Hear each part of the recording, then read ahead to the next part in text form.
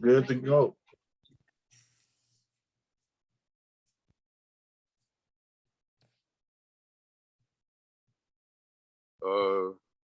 You want me to start it? Yeah, go ahead, Joe. Yeah, well, evening everyone. Welcome to Conscious Corner. Show tonight is on Black wellness. So I'm gonna divulge into a little information that I know. First of all, thanking the host, Rashid, and co-host Professor Rahh and Brother Doctor, whoever else tunes in. I don't profess to be a know-it-all in this area. I'm just gonna share with the people stuff I know and stuff that I do for myself in that regard. Wellness is supposed to be the theme of Black History Month, from what I understand. So I'll just get started with that. There are several components involved in wellness, in my opinion, or four in particular, which is number one, diet, rest, exercise, no stress. And what people need to try to do is keep a balance with those things in your life. Hey, what's up, Brother Mashenda? And that's the thing about my art. My art is balance.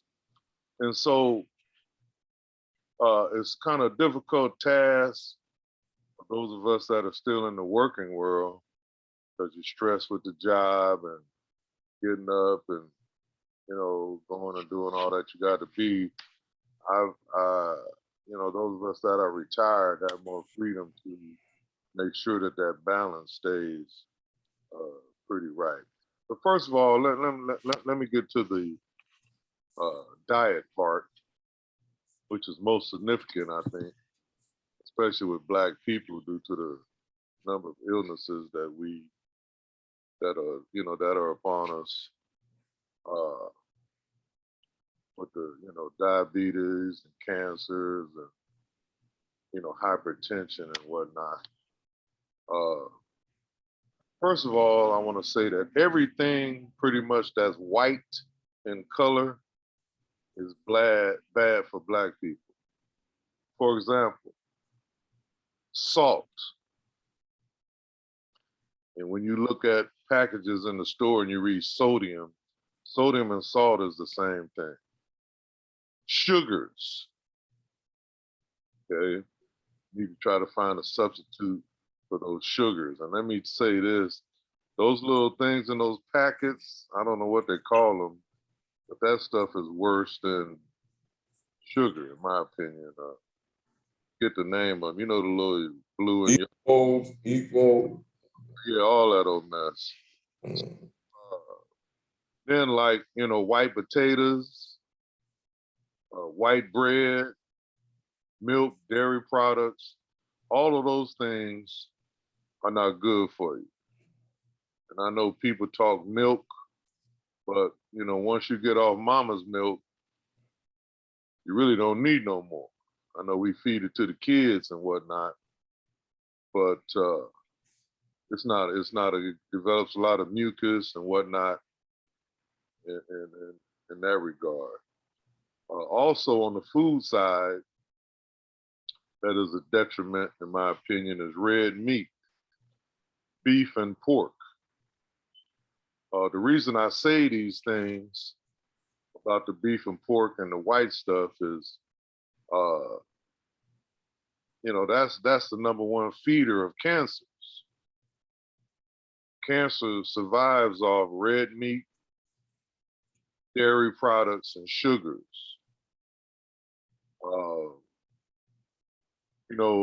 I've studied under two chemists most of my adult life, because my area is football and history, but I'm real close to a couple of chemists. And I've learned a lot from them, like over the years. I won't say fortunate enough, but I had gout for years and really didn't know what it was till a cousin nurse of mine pointed it out to me. And so getting familiar with the things that cause gout kind of forced me into eating the way I eat now. Because, the red meats are definitely, build uric acid, which results in gout, which is very painful. I don't know if anybody that's listening has had it, but it's something that you do not want. Because when you get it, it's so painful, and the medication that they use for it, it takes it about a day and a half before it even starts to work. And I've learned that gout uh,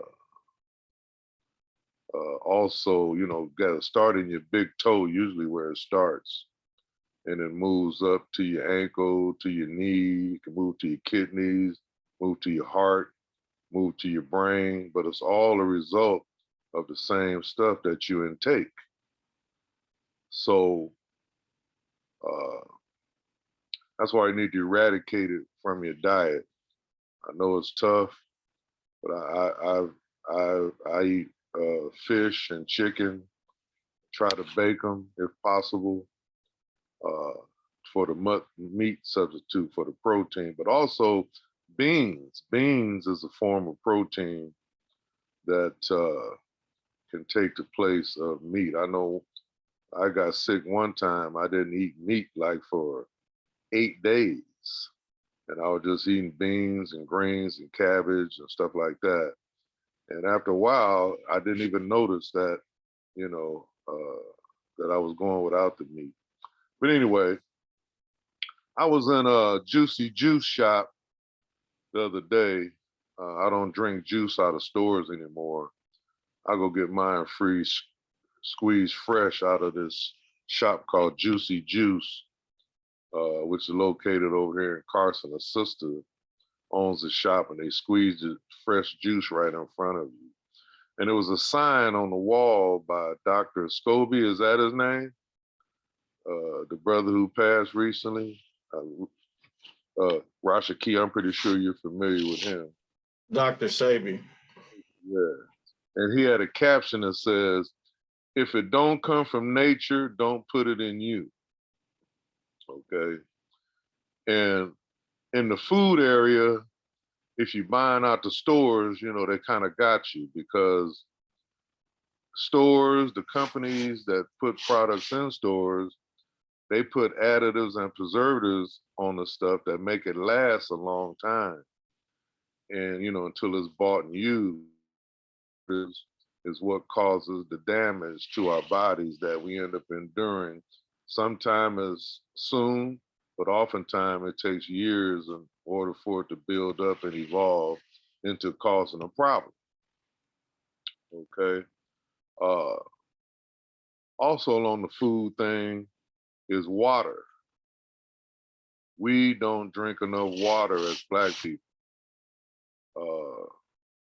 And our bodies are a high percentage, at least 70% and above, made of water. So you have to put water into your system. And let me say this, water at room temperature is always best. There's oxygen in water.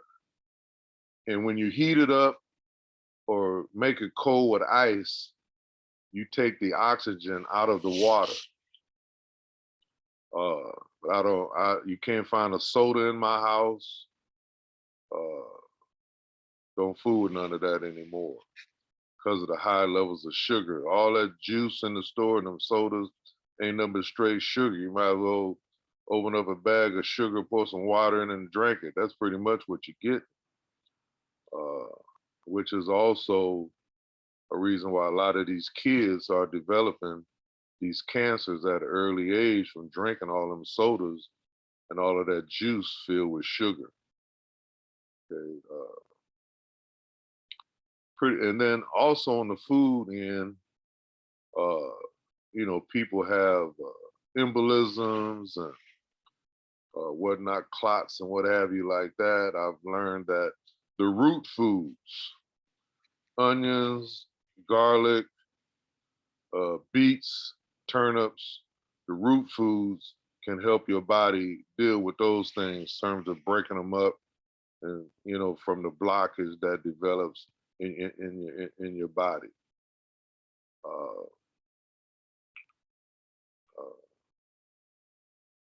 Anybody got a question on the food and the diet type stuff before I go any further? Mr. Mashinda, any comment in that regard?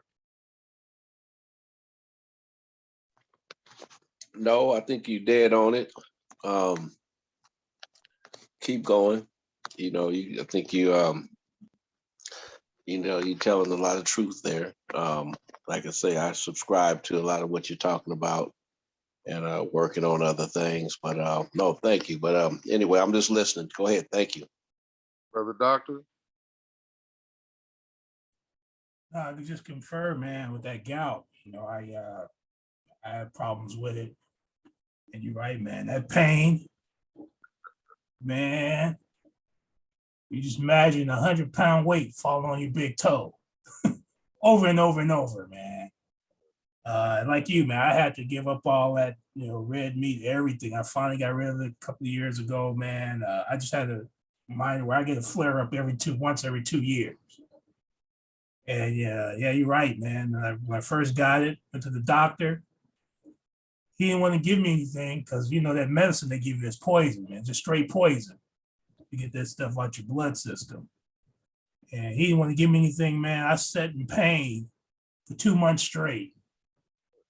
I mean, pain every day for 2 months. So I finally went back to him. I just can't do the pain no more. He ended up giving it to me. And like you said, in a few days, man, it went away. Then I just get flare up. That was 2014, man. You gotta also give up that shellfish too. Oh yeah. I got it, man. I first got it, man. I traced it back to that fucking gumbo. Oh yeah. Big old bowl of gumbo, man. And didn't know what it was. I just know my toe was hurting when the sheet touched it at night. And someone said, "Hey, you got gout." It went away a few days, nothing of it. A couple of years later, major outbreak. That's when I was out for 2 months. And actually, this guy, when I got that freaking shot, man, when I got that fucking vaccine, I had a major outbreak like a week later. I won't be going getting that third shot. I know that. But yeah, man, just confirm that gout, man. Yeah, I gave up everything, man. I had red meat, none of that crap. Even chicken, man. I cut all that stuff out, man. I just barely now eat little soups, little bowls of soups, man, and a lot of salad. And I missed the pastrami sandwiches, man, the chili cheese fries. You got to watch with that salad. KO causes gout also. Yeah, I just do the little spinach, man, and No. I have no problem with spinach. Ooh. That's it, man. Spinach and lettuce. See, with chicken, man, I can't do chicken that much. Chicken will give me gout. Fish will give me gout. Tuna gives me gout. Everything, man. I had to quit all that stuff. There's certain foods, man. Like I said, I know I found out it's different people. A lot of that stuff, man, all that meat messes with me, man. So I don't hardly do any meat, man. Even the beans, but make homemade chili, man. The beans are, all that protein in the beans, man. Gout is most of the protein that's getting you. The beans are getting me, man. I can't do a lot of beans, red beans, black beans. Can't do a lot of that, man. Anyway, I'm gonna get back to you on that, especially on the spinach, because spinach evolves in the uric acid also. I had to give that up also. Brother Rashaki, any comment? Brother Doctor, you finished? Oh yeah, I'm done. Hello. Yes. Brother Hembrick? Go ahead, brother. Any comments? Yeah, it's a plethora of things that I do. I I started dealing with a food nutritional researcher maybe about 30 years ago. And he was giving me a lot of information. He used to come to my classes and do presentations. And he would bring pictures of the inside the body and the causes of meat and different things that affects the body. So it was very interesting. And I was getting educated while we was educating students also. So I started looking at those type of things as far as nutrition. And then moving forward, I started dealing with the health food store in Compton, Dr. Paul Goss that just passed away. His stores with the different herbs. And moving on to 2014, I met a doctor, a holistic doctor by the name of Dr. Bernard. He done a few shows on the podcast, and I did a full body cleanse. And when I did that full body cleanse, I stopped drinking alcohol. I stopped all the meats, and all I eat is fish now. No alcohol, no meats.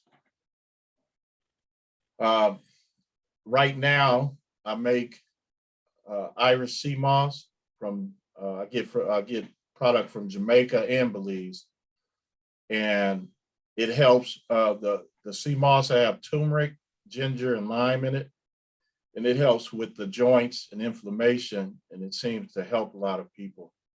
But going the natural way, I think is best. At least it's best for me. I haven't had any medications. I think I had a pain in my neck that wouldn't go away. I went to the doctor. They couldn't tell me anything. They just prescribed uh, the pain medicine for it. It was you guys probably know the name of it. I can't even think of the name of the medicine, but I took the medicine and I didn't feel right, and that had to be over 10 years ago.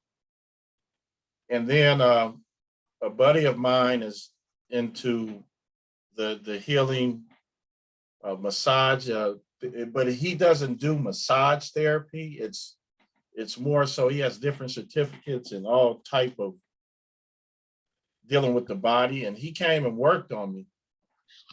And after a few days, that pain was gone. And I stopped. I took the medication once and I stopped.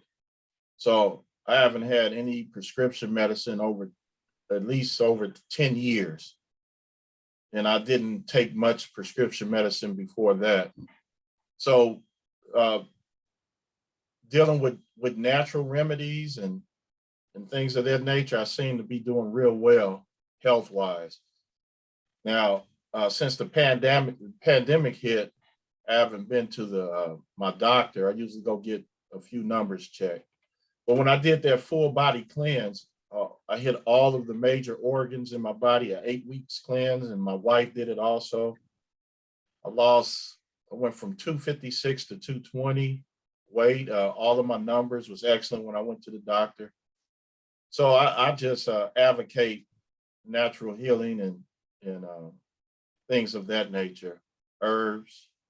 You mentioned roots, Brother Hembrick, and the anything roots are real good, I think.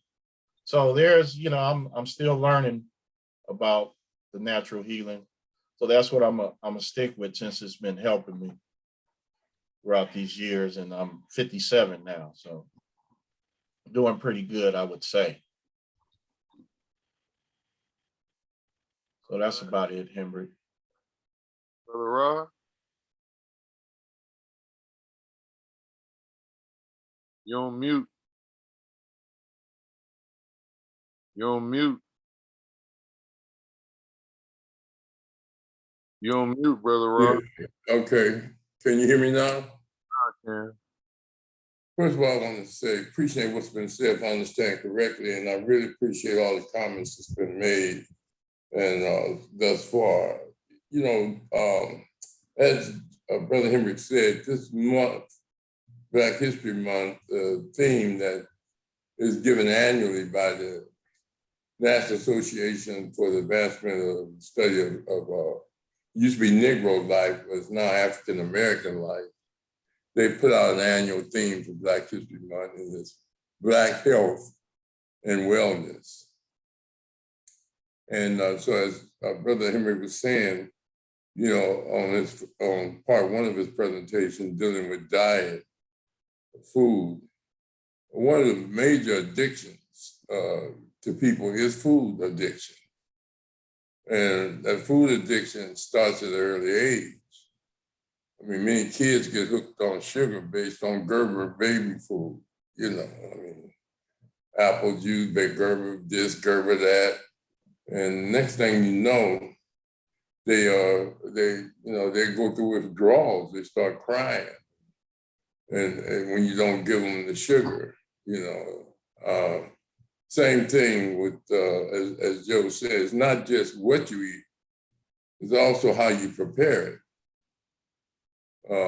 You know, and prepare it, and then after that, how you cook it. And what do I mean by that? Well, as Brother Hembrick was saying, you know, preservatives in the meat and in the food to make it last, to make it look green, or make it look fresh, or make it look red, is additives. A lot of that started before the animals even slaughtered. They found out that some chickens grew up so fast they grew up without feathers, and people in the commercial market still put them and sold them. The same thing with cows. They shoot them so full of hormones. They keep a light on them so that they continue to eat and get big and big and big. You know, the hormones, and they have spider cancer in them, and a lot of them be sick. Some of them even have COVID. So it begins with the food processing, and then it goes all the way into the seasoning. As Brother Joe was saying, you know, when you put salt, pepper, seasoned salt, even before you start cooking it, and added it to various foods. A lot of the pastas, lasagnas with the red sauces, and you know, Louisiana hot sauce is just salt. If you pour it on the ground, it just turns into salt. And but a lot of our people, another reason they season it, because it's not good to the taste buds. You know, they were forced to eat Euro-American, as Black people, we were forced to eat Euro-American food.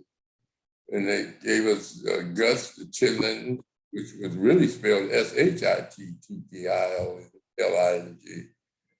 before they changed it to seed. And because it's guts, and the reason it take 2 and 3 hours to clean, you have to clean them and let them soak to get the stench off of them. And but people still eat them every New Year's. And they put a lot of hot sauce on them. It was nothing but salt. So, but and it's a lot of this to kill the taste or to give it a different taste. Whenever you add something to something, you're altering the natural taste of it. Fruits that are grown organically and vegetables that are grown organically, they have their natural flavor. They have natural salts and natural sweetnesses already there. And when you add to it, you not only change the taste of the food, but you alter it and it has a biological effect on some people. Some people have food allergies, and they have to get, sometimes, you have to tell people don't, with nuts, with fish, and things of this nature. But the point is that, so the first thing is the pre-preparation of the animals or the vegetables that you eat. That has a lot to do with your health. The second thing is the preparation, the seasoning. Then do you cook it? And most Black people, if you can fry a boot, they'll eat it. You put flour on it and fry it, whatever it is. French fries and all of that, potato chips, Fritos, all of that is fried foods. And people don't know that. They just think that if you get it out the bag, it's natural, but somebody fried it. And that would mean that grease and saturated fats is all within it. And it'll tell you on the bag, those things. And so and what you cook it in has a lot to do with it. The type of water you use, are you cooking it all the way through? And then at the same time, true vegetarians will tell you that if you cook food, you cook the nutrients out of it. And a lot of them like for you to, don't cook it so well done. Cook it a little bit if you want to, but at the same time, they'd rather you eat it raw. So eating is a very important thing. It's a very touchy subject to many people because once, it's like telling a crackhead, don't hit the pipe. He's, hey man, get out of here, give me that pipe. And the same thing when you tell people, you shouldn't eat food this way or that way, this way. They, hey man, stay out my plate, I've been eating this, my mama ate it, my daddy ate it, and they lived to be 60, 70, just leave me alone. In the movie Soul Food, the mama died early in the movie because, the diet, as Joe was saying, but at the same time, trying to get people off a Western diet because they eat what white people eat. If we go to the continent and go to the islands, they eat totally different. Most of them are vegetarians, food gatherers, and food gatherers versus people that go and purchase food. Through commercialization and exploitation to make more money, they put stuff in the food to stretch it or to make it grow faster or different, just to make more money. And so, you sometimes have to do a lot of research. And we need to get more books on eating and eat from the standpoint of a military association with preparing your body for struggle. As athletes, we got in shape to play the sport. Now we have to get in shape to live longer and to struggle for our liberation. So I want to say, I agree with you, diet is very crucial, but it's not put as a priority as it should be. And educational dynamic that should be a part of the home and part of our day-to-day practice. It would add longevity to our life and the lack of illnesses in all categories if we would do that. So the whole purpose of Black History Month is to begin to focus on that. Because of COVID, they begin to look at health and wellness, not just with COVID, but generically and holistically. And they begin to see the importance of us doing things to make us healthy. And the number one thing is, of course, that diet, and that is the abuse of eating, the compulsions of eating. Just eating just because it's there. Like people say, I just eat seafood. If I see it, I eat it. You know, that's what they mean. And so we must begin to develop a different strategy and approach to our people. It's one thing for us individually to change and become disciplined. And that's important. But it's also important that we train our kids and train and make educational availability and support, food support system, eating support system, as a major educational component in our lives. Right now, we just go to work. We, you know, I get a job, get a job, get a job. But what good of it if you're gonna die at 30 years old, 35 years old? You have to, I have diabetes by the time you're 40 or 50. You know, can't even get to retirement age. So, Asante, Joe, I'll let you continue with your strategy. Thanks, brother. A couple more things I want to deal with while I'm on the food subject. One thing that I've learned, when you buy, you know, if you have to buy out of the store, fruits and vegetables, you know, they spray stuff on that stuff outside in the field. And I've learned from a chemist friend of mine that if you put those things in a sink and fill it up with water and put like 3 tablespoons of salt in it and squeeze a lemon in it, you can wash off the solution that was sprayed on there while it was growing. And slush it around a while and then wash it off, and all of the stuff that they sprayed on it should be gone. There's one more thing I want to talk about on the nutrition side, like people with cancers, and they're going to receive treatments. You know, it's hard for them not to listen to doctors and whatnot. But let me just put this out there. You know, they talk about your red blood cell count and your white blood cell count.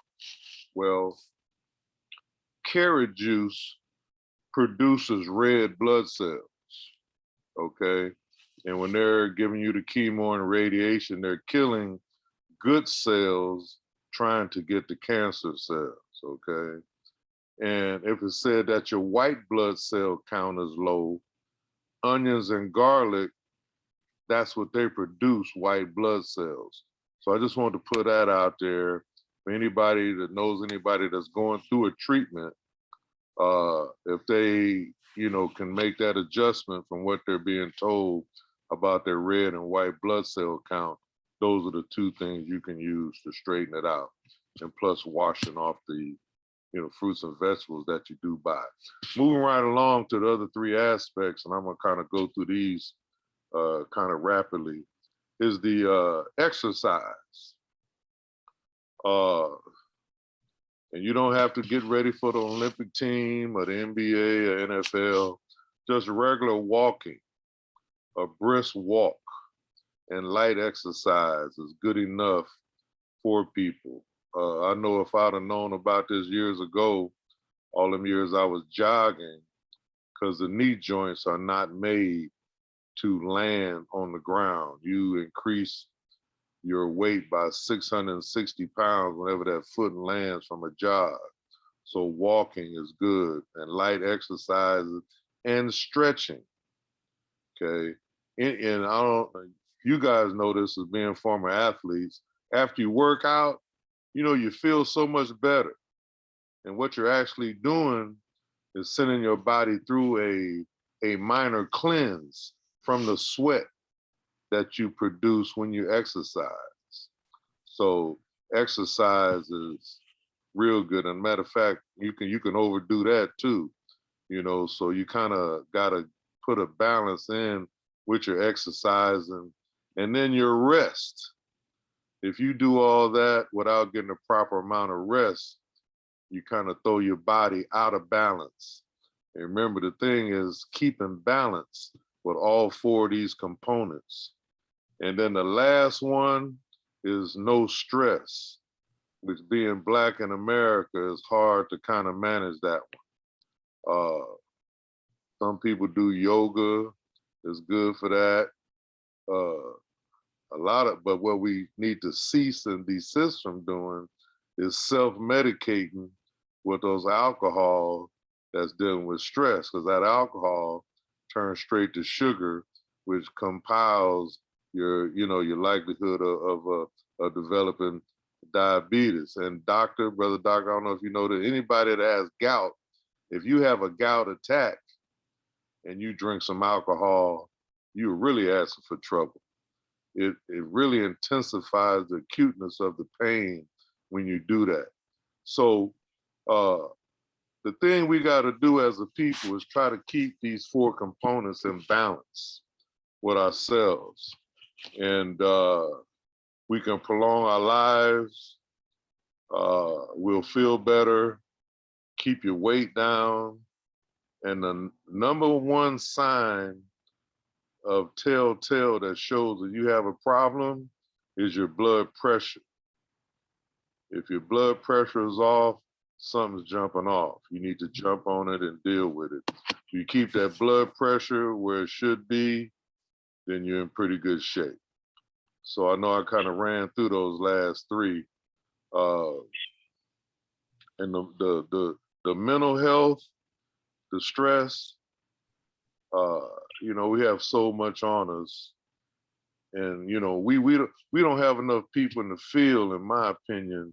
I know when I was working, I used to try to get mental health services for the kids, because our kids in these schools today were coming from a really poor home life situation, you know, group home, foster home, and stuff like that, and a lot of pressure on them from that neighborhood identity of not being supportive of the neighborhood that you come from can be real stressful on a kid. So, you know, I worked with, forget that lady's name, at Centennial. We tried for 8 years, and we could get a few people, but rarely could we find some people that were of the ethnicity that the students are. And that's what I was trying to get rolling my last few years of working. So anyway, I guess I'm about through with my presenting stuff for the night. But those 4 components: diet, exercise, rest, and no stress. And the rest, when you exercise, you need to rest, because you're actually breaking muscles down and stuff when you exercise.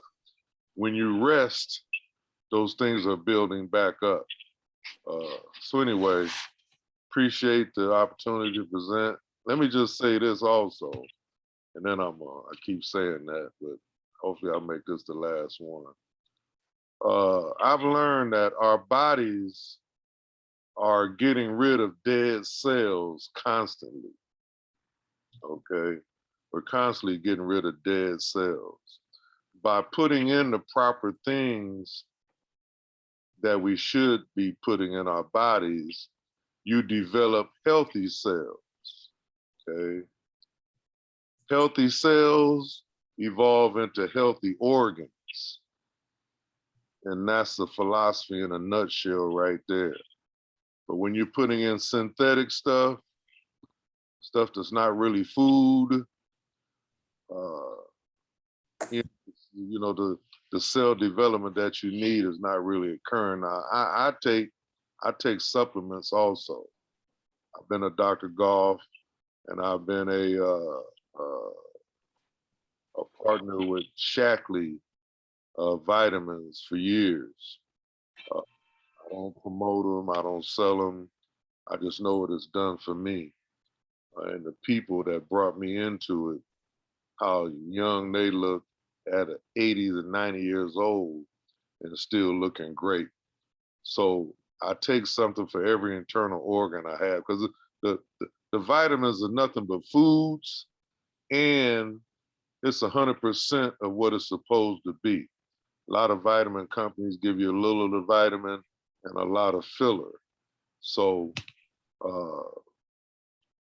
anyway, that's pretty much it on my presentation on this subject.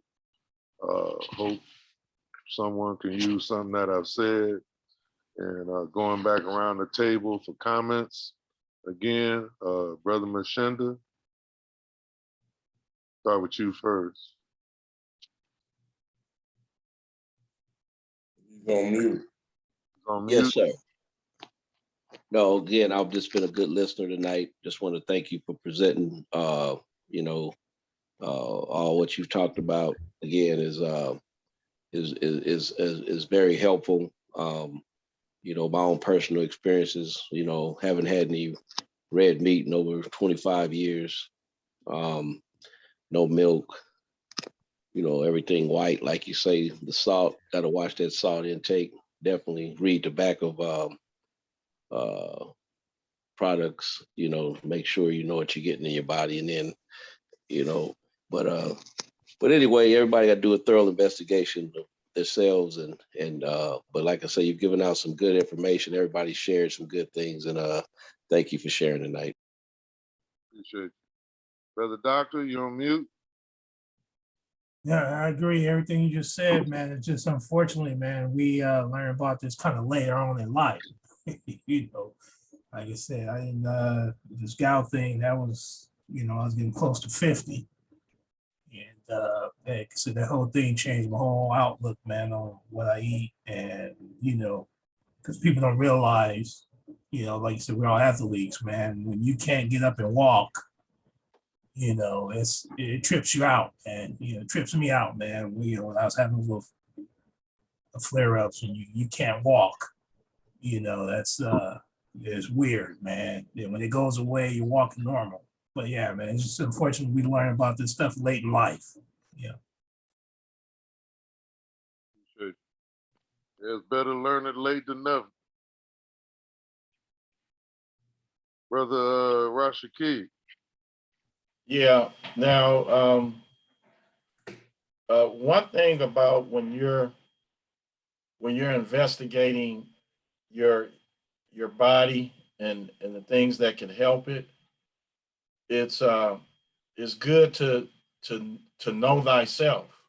I know that you did 2 presentations on know thyself, and when you know yourself and you pay attention to what you're putting into your body and how it's affecting your body, that goes a long way when you're paying really close attention.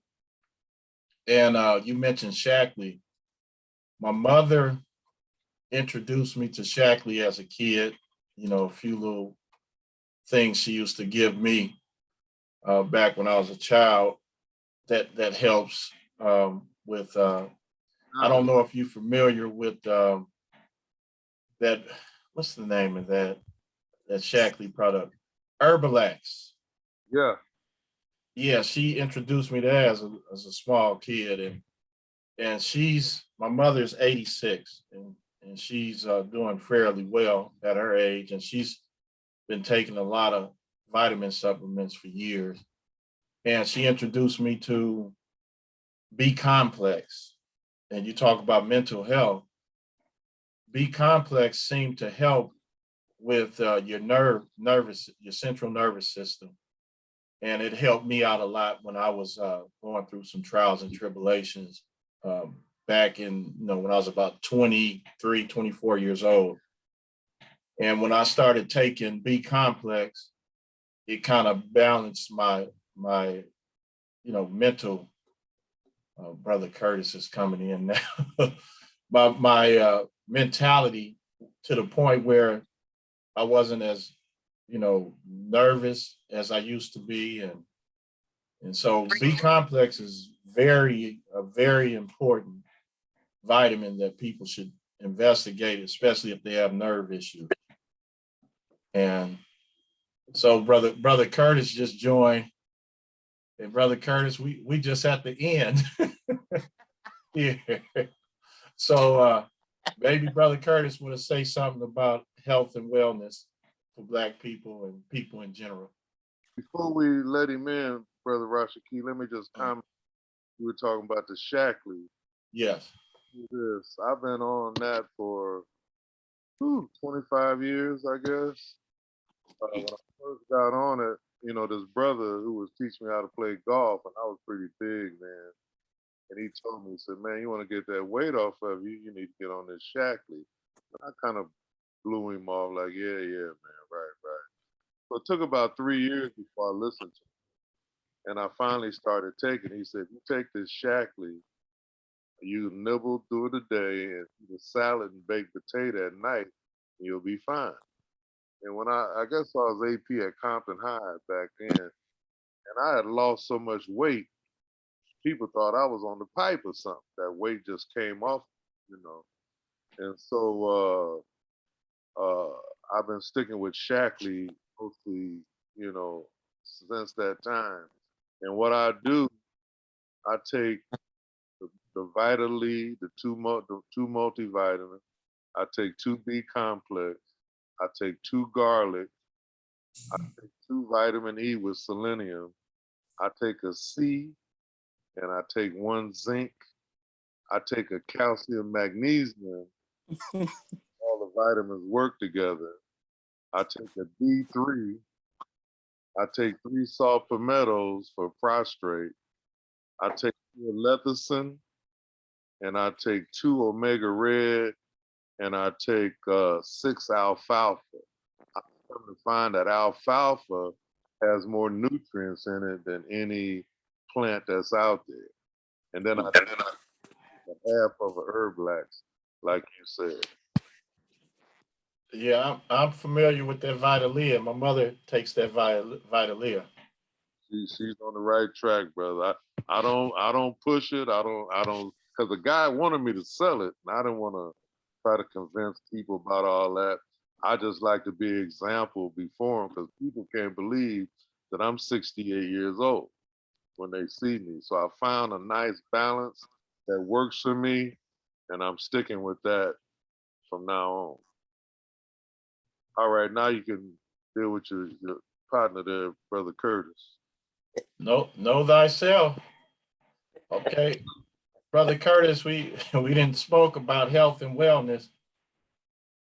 So if you want to add to that, you can. Well, first, I apologize for being late, but I made it. And as far as health and wellness go, I mean, it boils down to what we've been taught. And what we've been taught, unhealthy eating. So we need to focus on, and I'm pretty sure you've covered it, how do we right the wrong? That's it. Thank you for the time and allowing me to say something. Appreciate you, brother, and what you said. And just like the way we've been taught about everything, Mm-hmm. European, we need to reevaluate. The miseducation of the Negro goes a long way. Yeah. Yes. Tell people all the time that we got to totally unlearn what we learned from them folks, because all of the bad stuff that associated with us, we learned it from them. Yeah. Prior to that, we knew nothing of that type of stuff until we learned it from them. So appreciating what you said. All right. Thank you. Brother Rahh? Hey, well, appreciate what's been said by understand correctly. And again, Asante for the excellent presentation. I just want to add a few things to the whole concept of health, and from a Black historical perspective, and why the National Association for the Study of Negro Life or African American Life, Carter G. Woodson's organization, who is the father of Black History Month, national theme is wellness and health. There's a lot to health. Most people from a holistic standpoint look at health, not just physical with regards to diet, but also mental, emotional, and spiritual health. And that sometimes, as Joe was saying about having a balance, you have to have a balance within all three with regards to having what you call a healthy body, healthy mind, healthy emotions, and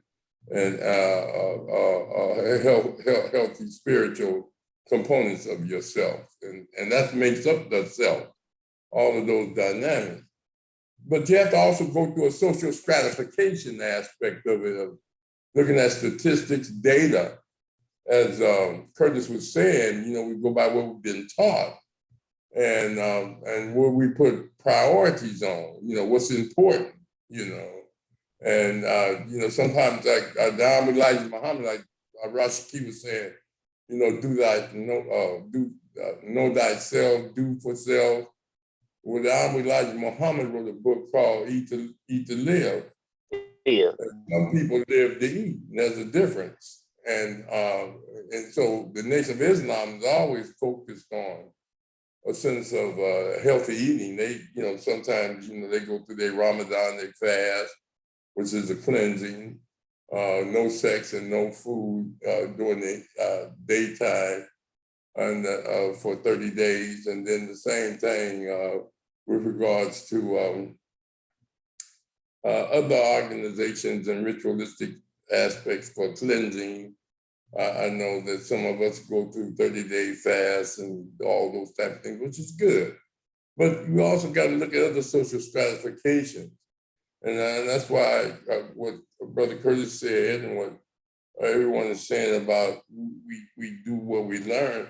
When you look at Black hospitals, how many Black hospitals do we have in America, just in the United States? You know, you go to Africa, there's plenty of Black hospitals. You go to some places in the Caribbean, there's plenty of Black owned and operated hospitals because that's all that's there. Most of our hospitals was home remedies from great-grandparents, and we've been practicing homeopathic treatments for years. Put alcohol on it, drink 3 6s, all that type of stuff, castor oil to flush you out, all, you know what I mean? Parents did what they had to do because we didn't go to hospitals because of segregation and racism. So we had one time in this country, we had 500 owned hospitals that was either owned or controlled or managed by Black people. Now we only have one. That's Howard University. Howard University Medical Center as a part of Howard University. That's the only one we got that's totally controlled. We used to have one in Inglewood. I forget the name of it, but they used to have a hospital. And you know, doctor's offices is different from a hospital. I'm not saying that we don't have doctors with clinics and dentists and podiatrists and you know, people that look in your eyes and all that type of stuff, those type of doctors. But I'm talking about hospitals where you go and you get treatment, x-rays, labs, medical treatment, surgeries, and all that that's ran by Black people. And one of the criticisms by our social scientists is that, you know, we're going to people to treat us that hates us. I mean, institutionally wise. I'm not saying the white doctor do, but some Black people swear by their white doctors. I mean, the four women that's up for the Supreme Court, 3 of them are married to white women, white men, you know, along with Kamala Harris, you know. So we thinking, oh, they're gonna put a Black woman in. Yeah, well, if you don't do your homework, you'd be thinking, oh, how Black really are they? You know, they married white. You know, I think the one sister that was married to a Nigerian, they kicked her to the curb. But the other 3 women, the one out of South Carolina, the one that Biden mentioned first, and this other one, they all married to white people. But anyway, I'm not going to get into that in the symbolism. But going back to health, there was one of the first hospitals in 1896 was in Chicago. Dr. William Hale, who did the first open heart surgery, was the one that opened up that hospital. Then, you know, we can go all back to ancient history. There were, you know, Imhotep, who performed the first surgery and looked at as the father of Black medicine or medicine, period, way before Hippocrates, because doctors have to take what they call the Hippocrates test. Anyway, the emphasis of health. It's hard to have a strong emphasis of health if you don't have practitioners being produced that argue that this is a key issue. I mean, you can get all the social justice you want, but if you're unhealthy, what good is it? You know, you can get all that money you want. What good is it? You know, if you're unhealthy. And so good health is very important. We look at the whole concept of the statistics of morbidity and mortality is the gauge to determine how healthy you are as a collective people. Morbidity is your illnesses and what causes your illnesses and how many of you died from these pathologies, not just COVID, but heart disease is one of the #1 killers of Black people. Cancer is the second. Then you go into accidents, and then you go into, you know, overall murder is violent is way down the line until you get to that age 1 to 19. Then it becomes almost #1 killer of Black people. But overall, it's heart disease, you know, and it's all led to not just what you eat, how you prepare it, how you cook it, and what you do to digest it, to get it out your system. You know, that's what, you know, stool softeners, various forms. We used to drink prune juice and everything else, because constipation, people die on the toilet straining because your heart, you strain your heart. You know, trying to get it out if you don't know how to have a good bowel movement or to make yourself have a good bowel movement. And, you know, you should have at least 2 or 3 bowel movements a day. You understand? To cleanse. And if you're not— Professor Rahh, let me interject here because there's, you mentioned it, you said bowel movements. And I just want to alarm everybody. There's a tactic that you could use that'll help your bowel movements, and it's called taking deep breaths. And my herbal doctor got me familiar with that. So that's taking nice deep breaths helps with bowel movements. Okay, Professor Rahh, I just wanted to get that in before I'm just saying the morbidity is the illnesses and the pathologies that causes death among you. The mortality is your infant mortality rate and your life expectancy. You know, we have lost years in life expectancy recently, some of it's caused by COVID, but most of it is caused by, as Joe was talking about, the lifestyle that we have, you know, the things that affects your body, and as Rahh was saying, your central nervous system. But the whole point is that the wellness and Black wellness and health is a very critical perspective that should be more emphasized. What you brothers are talking about, healthy eating, healthy lifestyles, relieving stress, all of that's important.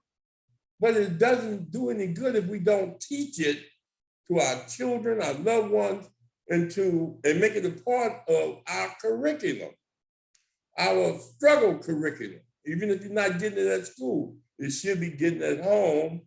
And those that are caretakers, may you be over a foster home, or may you be over just a caretaker for elderly or a relative, that you should train yourself or be required to be trained in healthy lifestyle measures and education and skills. You should get a certificate in that from the Black Institute of Good Health, which we need to have an overarching perspective of health and well-being. That's the only thing I'm saying. There's a lot more information that we need to look at going all the way back to ancient history and the first health programs and nutritional programs, going from food gatherers to food producers, put you in more control. But at the same time, the natural thing is to gather food, go out, pick it, you know, in its natural being, and you know, eat it, you know, nuts and berries and things of that nature, and things of that nature. So I just want to say I really enjoyed the presentation, and I really thank everyone who participated. Asante Sana.